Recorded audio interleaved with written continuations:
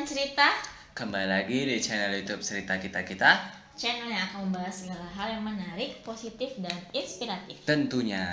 Oke, kali ini langsung aja kita bakalan coba sharing tentang gimana bisa percaya diri ngomong di depan umum. Kemarin kan udah bahas tentang percaya diri di depan kamera. Mungkin nggak jauh beda, cuman ada hal-hal poin-poin yang lebih harus kita persiapkan untuk gimana bisa leluasa, gimana bisa berani bicara di depan umum atau public speaking lah kita. Oke, langsung aja kali ya. Oke.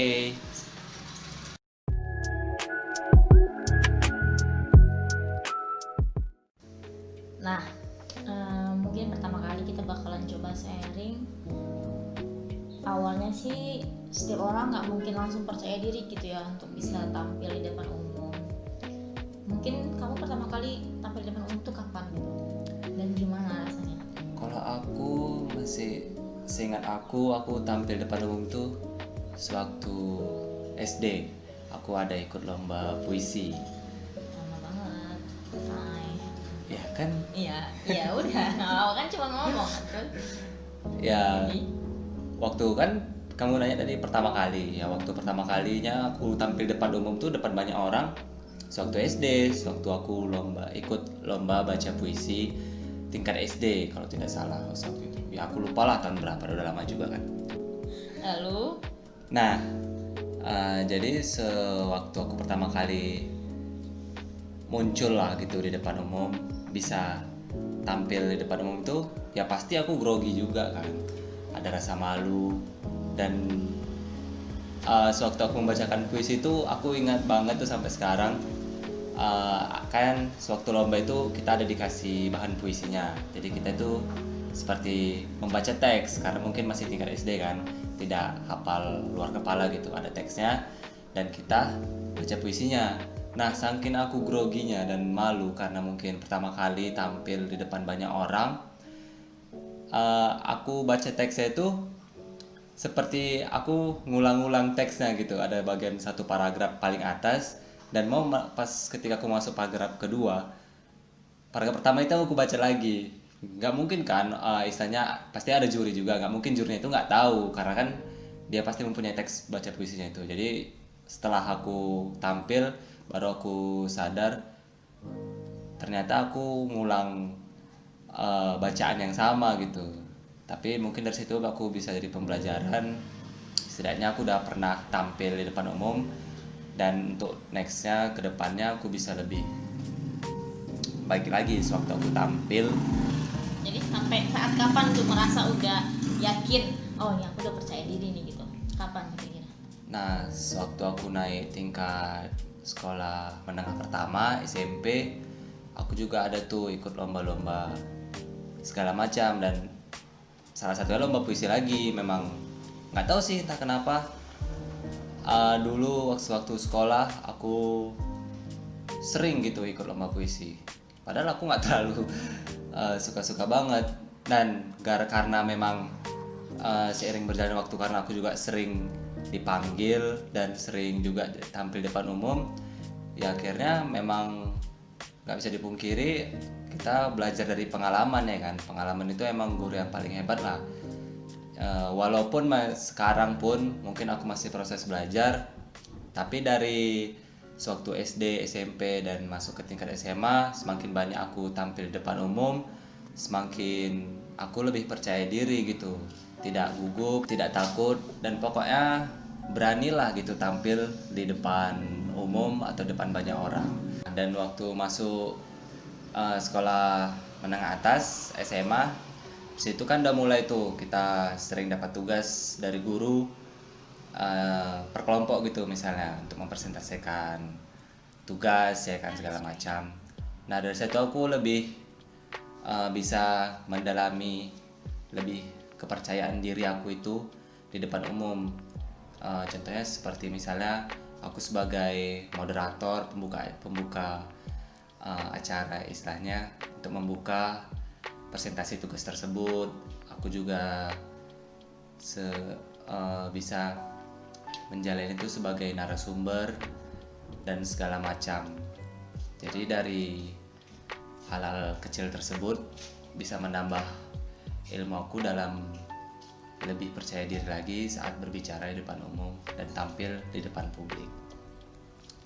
Udah gitu aja sih. Oke. Nah kalau misalnya selain itu gitu, pernah nggak terakhir kali ngapain? Bukan dosen gitu apa? Skripsi lah ya? Ya terakhir kali ya sewaktu skripsi lah. Gimana? Grogi nggak sih? Nah karena memang sewaktu zaman kuliah udah udah lebih sering lagi tampil di depan kelas lah, ruang kecilnya ya kan, di depan kelas kuliah kita, seperti presentasi juga yang seperti aku bilang sewaktu zaman SMA. Jadi sewaktu aku skripsi, jadi aku cerita sedikit lah nih. Jadi model sidang aku skripsi sewaktu aku kuliah dulu, aku kuliah di Universitas Muhammadiyah Sumatera Utara. Modelnya itu kami bertatap muka satu-satu sama dosen penguji. Jadi sewaktu aku sidang tuh dosen pengujinya itu ada 2 orang. Jadi itu ganti-gantian. Yang pertama dosen penguji bebas sih, mana yang ada dosen pengujinya ada yang waktu lah. Jadi itu dipanggil. Jadi terus aku ngadep ke dosen pengujinya. Misalnya dosen penguji yang pertama. Ya udah aku menghadap dia. Dan ya udah di situ mulai aku mempresentasikan. Ngalir aja nggak? Ya ngalir aja sih. Awalnya memang ya pembukaan lah segala macam ya kan. Lalu setelah itu dosen penguji itu meminta aku untuk menjelaskan secara singkat dari skripsi aku itu tersebut. Ya udah aku jelasin aja karena memang aku juga udah menguasai skripsi aku kan. Pokoknya Nggak ada gugup lah ya berarti. ya nggak ada gugup sih karena memang udah itu tadi aku bilang pengalaman itu memang guru yang paling the best. Oke. Tadi kan kita udah coba sharing gitu pengalaman dalam dunia perskripsian ya kan. Aku pun juga awal sekali untuk bisa percaya diri itu sebenarnya sulit ya. Waktu lomba, kalau tadi bahas SD, sebenarnya aku juga pernah ada lomba bukan puisi. Waktu SD itu lomba bercerita rakyat gitu kan di perpustakaan daerah Sumut gitu. Nggak ngerti juga, rupanya juara harapan 1 gitu. Oh, kalau aku kemarin tuh nggak juara sih karena aku salah baca teks kan. Nggak nyangka juga aku bisa, kan cerita rakyat tuh bukan cerita gini doang kan, tapi mengekspresikannya, bahasa tubuhnya, dialognya, mimik wajahnya yang harus kita rubah-rubah gitu kan. Kan cerita rakyat berarti kan bercerita, ada speakingnya, maksudnya ada percakapan yang harus kita naik turunnya gitu. Nah, sama halnya juga ketika kita mencoba percaya diri bicara di depan umum.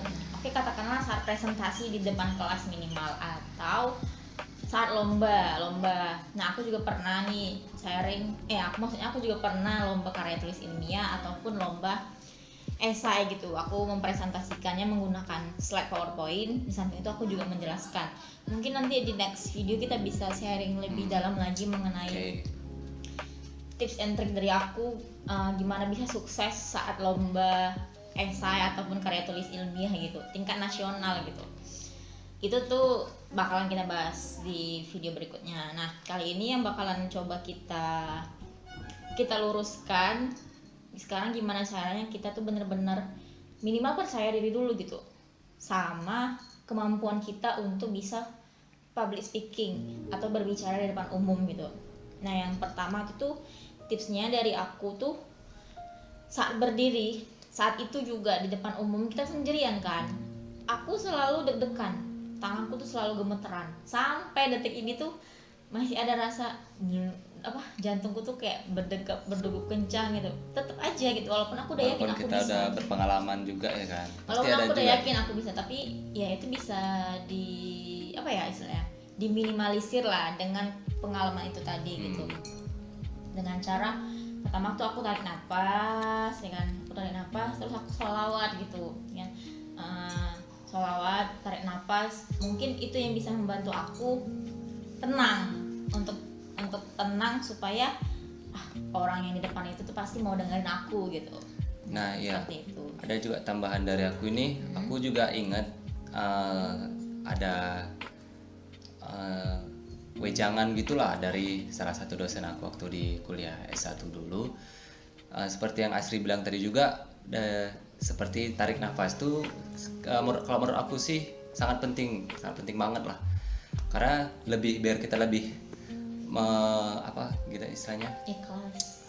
biar lebih menetralkan, lebih tenang tubuh kita ini saat kita lagi mau public speaking tersebut gitu, biar tidak grogi ya segala macam. Jadi aku ingat banget dosen aku tuh bilang sebelum kita tampil kita tuh harus tarik nafas dulu 3 kali.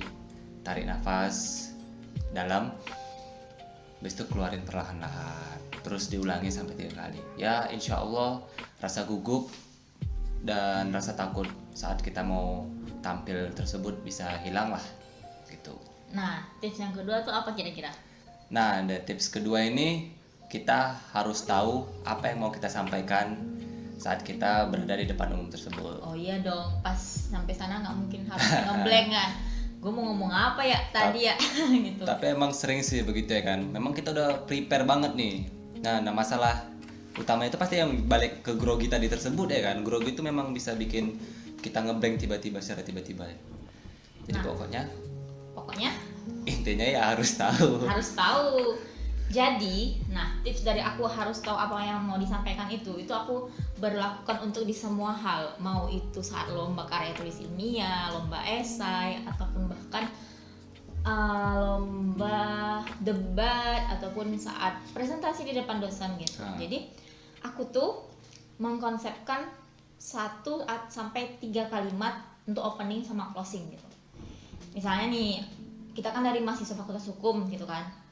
Nah, setiap kali aku mau presentasi lomba, aku selalu menyiapkan 3 kalimat kunci, isinya undang-undang gitu, ataupun isinya apa kata para ahli gitu. Aku wajib hafal. Biar sebagai pembukaan kayak gitu. Pembukaan kayak terlihat keren aja. Kawan ini tuh mau ngomongin ini gitu. Misalnya seperti ada kutipan-kutipan lagi itulah ya. ya. Misalnya kan, misalnya nih Pancasila. Nah, kerakyatan yang dipimpin oleh Himak itu kan terkepanjangan. Satu napas mungkin harus kita hafalkan. Nah, misalnya nih contohnya nih, karena kita dari anak hukum, aku selalu siapkan hal-hal yang condong atau dekat dengan masalah kita gitu, apa yang mau kita presentasikan. Misalnya ada kaitannya dengan Pancasila dong, biasanya anak hukum gitu kan ngomongin tentang suatu materi permasalahan. Nah, aku misalnya ngomongin kuncinya itu dari sila kelima, misalnya keadilan sosial bagi seluruh rakyat Indonesia. Itu dulu aku tuh 1 napas ngomongnya tuh. Jadi kayak keadilan sosial bagi seluruh rakyat Indonesia. Biar lebih tegas aja gitu. Nah, ya. langsung aku bilang ini, keadilan sosial bagi seluruh rakyat Indonesia. Assalamualaikum warahmatullahi wabarakatuh. Jadi lebih tuh kayak lebih ada gayanya lah gitu. Iya, ya. kayak emang biar style aku tuh memang ngasih tahu, orang harus tertuju nih sama aku semua nih, walaupun aku biasa kan orang pada ngomong Assalamualaikum warahmatullahi wabarakatuh, perkenalkan saya datar orang kan. pun jadi bosen juga ya kan. Ya biasa aja, orang terlihat biasa aja. Dia mau mulai nih pasti ngomongin salam. Paling selamat pagi, selamat siang, selamat datang, terima kasih para dewan juri yang telah hadir, bla bla gitu kan. Nah, kalau aku tuh langsung kayak ngucapin suatu mantra. Aku bisa bilang tuh mantra gitu kan. Aku bisa bilang tuh mantra karena biar menarik audiens. Jadi sebelum kalian harus tahu mau kuasai apa, kalian juga harus tahu audiens kalian itu siapa gitu. Nah, kalau misalnya cara menarik audiens itu misalnya juri, otomatis kan kalian harus terlihat wah dibandingkan para peserta yang lain gitu. Nah, walaupun kalian muncul misalnya di urutan pertama nih pas lomba, ya justru tuh kayak jadi poin paling atas loh gitu. Kawan ini tuh openingnya gila, keren banget gitu. Misalnya tuh 1 kalimat aja ya. Aku tuh biasa pakai 3 kalimat. Misalnya kayak aku ngapalin tuh 1 poin apa kata. Misalnya Sacipto Raharjo ngomong apa, atau Prof Mahfud MD ngomongin apa 1 sampai 3 kalimat tuh aku langsung ngomongin itu. Nah sama pas closing pun sama. Jadi biar apa gitu, biar kita tuh ada penilaian tersendiri. Oh si beliau ini public speakingnya tuh keren ya gitu misalnya sebagai gitu. nilai tambah ya. Nilai tambah, menarik perhatian sih sebenarnya, itu dulu kuncinya gitu. Kalau kita udah bisa ngomong kayak gitu, yakinlah kita kayak menambah rasa percaya diri gitu. Loh dia belum menerangkan hasil presentasinya ya kan, tapi dia udah kayak ngasih sesuatu apa gitu, mantranya tadi itulah tadi gitu. Nah selanjutnya kalau udah tahu nih mau ngomongin apa, udah tahu nih materinya apa, setelah kita sudah menguasai materi dan panggung termasuk audiens tadi itu kan, pokoknya kuasai semua hal yang ada di sekeliling kamu gitu. Nah tips selanjutnya dari kita untuk public speaking ini ada lagi juga rajin latihan. Mungkin bisa dalam ruang lingkup terdekat dulu ya kan, rajin latihannya. Misalnya kayak aku nih, misalnya mau ada presentasi atau mungkin ada lomba juga, mungkin sebelum hari H atau jauh-jauh hari sebelum hari H bisa latihan dulu di rumah, atau mungkin bisa kita suruh keluarga kita, orang-orang terdekat yang ada di rumah dengerin kita tuh berbicara di depan mereka. Setidaknya kan untuk melatih kita berbicara ya percaya diri, lancar juga, lancar. Sebelum malu ya kan, sebelum di depan umum, sebelum depan orang banyak, ada baiknya kita latihan di walaupun sedikit, tapi itu cukup berguna sih menurut aku. Intinya ada orang dulu yang mau mendengarkan kita sebelum kita tampil sesungguhnya gitu ya kan. Mungkin tips selanjutnya dari kita itu, nah tadi setelah latihan dengan orang lain, kita perlu juga latihan sama diri sendiri. Tapi itu sebenarnya poin pentingnya kan kita harus dengerin suara kita bagus nggak sih kalau orang dengar gitu. Jangan cuman bisa, kita kan bisa beda kan, kalau misalnya ngomong di depan umum tuh mungkin sama ngobrol sama teman bisa pasti beda kan, beda intonasinya gitu kan, sopan santunnya, tata keramanya, pasti kita langsung pure mengubah gitu caranya. Cuman untuk lebih meyakinkan lagi, untuk lebih menelaah lagi, oh aku nggak cocok nih ngomong ini di sini gitu, oh intonasi aku ini cocoknya seperti ini gitu. Cobalah kamu rekam suara ya kan dengan voice note gitu, lalu dengarkan kembali gitu. Jadi lebih sering rajin dengerin suara sendiri ya nggak sih, depan kaca nih ya kan, depan cermin di kamar, depan cermin, terus ada HP, ada voice note, tekan, lalu kita lihat kita lagi ngobrol nih dengan wajah kita sendiri, kita tengok-tengokan nih, ngelihat-lihatan dengan muka sendiri, kita sambil kita rekam suara kita. Nah setelah puas, maksudnya setelah kita ngomong, kita dengerin tuh hasilnya. Nah pasti kan dari situ aja kamu bisa tahu nih, oh aku cocoknya nih nggak ngomong ini gitu, oh atau intonasiku tuh salah gitu. Sama mungkin bisa jadi kita lebih tahu omongan kita tuh kecepatan atau enggak, ada yang belibet atau enggak. Intonasi. Jadi banyak hal-hal yang harus kita perhatikan selain materi tadi. Intonasi, mimik, cara berbicara, atau bisa dikatakan itu kalau dari istilah apa ya, istilah kerennya tuh dalam bidang ilmu apa ya, siaran, aku udah coba baca kan, atau istilahnya tuh voice over control voice over. Jadi berlatih kontrol suara. Jadi ya aku pernah juga dengar sih ya kan? Kamu jadi ya seperti radio kayak gitu, misalnya gitu kan, dari huruf hidup, huruf vokal A, I, U, E, O itu harus jelas ya kan, A, I, U, E, O. Jadi orang yang mendengar kita pun juga jelas. Jadi intinya tuh kayak misalnya suara ketika kita mau datar nih, ngasih tahu ada hal-hal yang kita mau menegaskan, kita tinggikan intonasinya, kita upkan suara kita, atau kayak misalnya kita ngomong netral aja.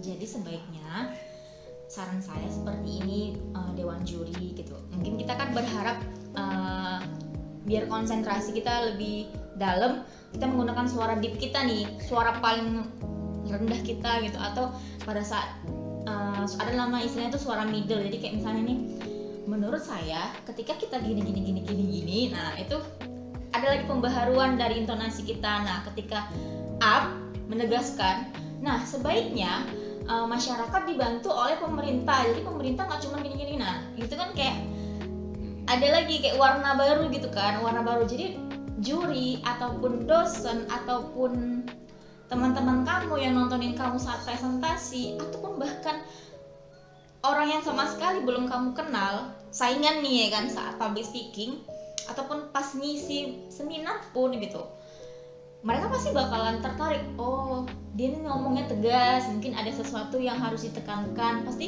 apa ya, pola pikir itu langsung inisiatif gitu untuk fokus mendengarkan apa ya gitu. Mungkin seperti itu dari segi kontrol suara kali ya, latihan dari. Jadi tadi tuh yang pertama bisa direview dulu, tarik nafas ya kan, kuasai materi, kuasai panggung, kuasai audiens, istilahnya kuasai suasana yang bakalan kamu hadapi itu seperti apa. Jadi kita tuh harus udah ada gambarannya, kita udah harus halu gitu, udah harus halusinasi. Aku nanti berdiri ini seperti ini, kira-kira yang nonton aku tuh siapa, kira-kira aku harus natap siapa aja gitu. Kita harus udah ada gambarannya ya kan? Harus punya gambaran untuk itu. Nah setelah itu kita harus rajin latihan dengan ini penting nih, orang terdekat ya kan. Nah orang harus tahu dulu, orang-orang terdekat kita bisa nilai kita nih, nggak cocok deh ngomong-ngomong gitu. Atau saat lomba kan, kalau nggak ini di akhir aja, pasti kan ada solusi ya, kritik dan saran ya, bukan solusi ya, lebih tepatnya kritik dan saran dari orang-orang terdekat. Dan itu juga biar agar membangun saat kita public speaking itu ya kan. Nah, selanjutnya itu yang rekam suara, latihan rekam suara, latihan melihat wajah kita di depan cermin dan rekam suara. Nah, aku bahkan kadang dulu sering ganggu senior aku gitu, dengerin suara aku. Jadi kamu aku kirim gitu kan, bang tolong dengerin VN aku ya, cocok enggak aku ngomong gini gitu. Saking kan jarak jauh tuh, saat aku lomba di kota apa, senior aku di kota apa gitu kan, saat di Medan gitu, otomatis kan kita nggak mungkin langsung to the point hadapan kan. Belum ada Zoom lah saat itu tuh, belum Skype-an gitu, nggak ada gitu kan, cuman kayak VN gitu, kirim VN, Asri bagusnya tuh gini ya. Itu ada saran juga kan, itu sangat membantu gitu. Nah yang terakhir tuh kontrol, baru selanjutnya tuh kontrol suara ya kan. Nah jangan lupa tadi konsep opening ya nggak sih? Opening, kunci atau mantranya di situ aku tekankan. Nah dari semua yang Asri bilang tadi itu adalah hal-hal yang menurut kita sebagai orang awam mungkin hal-hal kecil ya, hal-hal yang tidak terfikirkan oleh kita sendiri gitu, tapi itu sangat berarti, sangat berguna, terutama saat kita mau public speaking gitu. Oke. Ada lagi mantra selanjutnya, apa terakhir tuh? nih. Oke. Bisa dibilang sih kita saat berdiri udah di tempat nih ya, kita udah berada di tempat itu. Sebelum kita tarik nafas juga kan, selama kita presentasi, selama proses presentasi kita berlangsung, selama kita ngelihat slide atau bahkan ngelihat audiens, tetap fokuskan pikiran ataupun tatapan di 3 tempat. Gimana coba? Di mana aja tuh? 3 tempat. Jadi misalnya kita berhadapan nih dengan dewan juri, atau berhadapan dengan dosen, atau berhadapan dengan orang yang duduk atau berada di depan kita, ya kan? 1 tempat, ya kan? 1 titik berarti kan? 2 tempat, nggak usah lihat orangnya, nggak usah lihat 2 tempat kita di sebelah kanan.